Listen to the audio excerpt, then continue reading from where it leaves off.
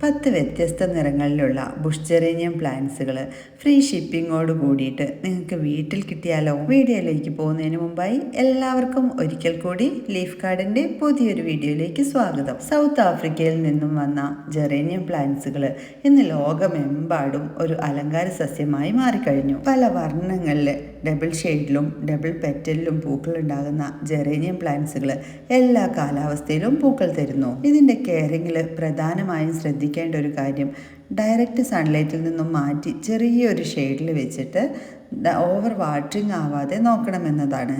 Geranium പ്ലാന്റ്സുകളെ പോട്ടിൽ വെക്കുന്നതായിരിക്കും ഏറ്റവും നല്ലത്.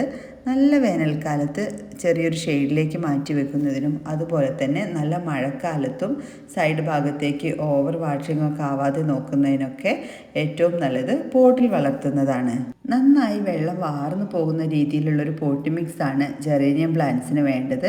മണ്ണല്പം വരണ്ടു തുടങ്ങുമ്പോൾ മാത്രം വീണ്ടും വാട്ടറിങ് ചെയ്യാനായിട്ടും ശ്രദ്ധിക്കുക.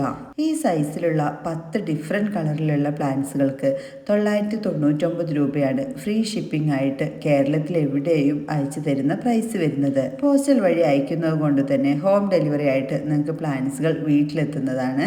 ജെറേനിയം പ്ലാന്റ്സിൻ്റെ കെയറിങ്ങിൽ ശ്രദ്ധിക്കേണ്ട മറ്റൊരു കാര്യം, പൂക്കളും ഇലകളൊക്കെ ഉണങ്ങി തുടങ്ങുമ്പോൾ അവ പെട്ടെന്ന് തന്നെ ആ പ്ലാന്റ്സിൽ നിന്നും റിമൂവ് ചെയ്ത് കളയണം. എങ്കിൽ മാത്രമാണ് അടുത്ത പുതിയ ഷൂട്ടൊക്കെ വന്ന് പുതിയ പൂക്കുലകൾ പെട്ടെന്ന് തന്നെ ഉണ്ടായി വരികയുള്ളൂ. ഉണങ്ങിയ തണ്ടുകൾ നമ്മൾ അതിൽ തന്നെ നിലനിർത്തുമ്പോൾ അത് പ്ലാന്റ്സിന് ഡാമേജ് വരാൻ ചാൻസ് ഉണ്ട്. അതുകൊണ്ട് നന്നായിട്ട് കെയർ ചെയ്ത് തന്നെ വളർത്തേണ്ട ഒരു പ്ലാന്റ്സ് ആണ് ജെറേനിയം പ്ലാന്റ്സ്. ഈ 10 ഡിഫറെൻറ്റ് ഷെയ്ഡിലുള്ള ബുഷ് ജെറേനിയം പ്ലാന്റ്സുകൾ വാങ്ങിക്കാൻ ആഗ്രഹിക്കുന്നവർ സ്ക്രീനിൽ കൊടുത്തിരിക്കുന്ന വാട്സപ്പ് നമ്പറിലേക്ക് ജെറേനിയം കോംബോ എന്നൊന്ന് മെസ്സേജ് അയച്ചാൽ മതിയാകും. നിങ്ങൾക്ക് അയച്ചു തരുന്ന പ്ലാന്റ്സുകൾ കൂടുതലും പൂക്കളോ മൊട്ടൊക്കെ ആയി നിൽക്കുന്ന പ്ലാന്റുകൾ തന്നെയാണ്. പോട്ട് ഒഴിവാക്കി വിത്തൗട്ട് പോട്ടായിട്ടാണ് പ്ലാന്റുകൾ അയക്കുന്നത്. കിട്ടിയ ശേഷം നിങ്ങൾ റീപോർട്ട് ചെയ്യുന്ന സമയത്ത് മണ്ണും നല്ല ഉണക്കമുള്ള ചാണകപ്പൊടിയും ചകിരിച്ചോറുണ്ടെങ്കിൽ ചകിരിച്ചോറ് അല്ലെങ്കിൽ ലീഫ് മോൾഡ്, നമ്മുടെ ജൈവിക കമ്പോസ്റ്റ് ഇവയൊക്കെ ചേർത്തൊരു പോട്ടി മിക്സിൽ നടുന്നതായിരിക്കും നല്ലത്.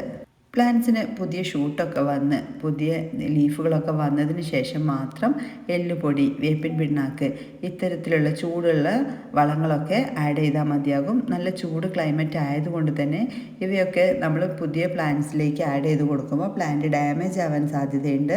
അതുകൊണ്ട് പ്ലാന്റ് ഒന്ന് ഹെൽത്തി ആയ ശേഷം മാത്രം മണ്ണിലേക്ക് ഇത്തരത്തിലുള്ള വളങ്ങളൊക്കെ ആഡ് ചെയ്ത് കൊടുക്കാം. ഡയറക്റ്റ് സൺലൈറ്റിലല്ലെങ്കിലും നല്ല വെളിച്ചം കിട്ടുന്ന ഭാഗത്ത് വെച്ചെങ്കിൽ മാത്രമാണ് ഇതുപോലെ ജെറേനിയം പ്ലാന്റ്സിൽ നിറഞ്ഞ പൂക്കൾ ഉണ്ടാവുകയുള്ളൂ. നല്ല വായു സഞ്ചാരമുള്ള ഭാഗത്ത് വെക്കാനായിട്ടും പ്രത്യേകം ശ്രദ്ധിക്കേണ്ടതാണ്.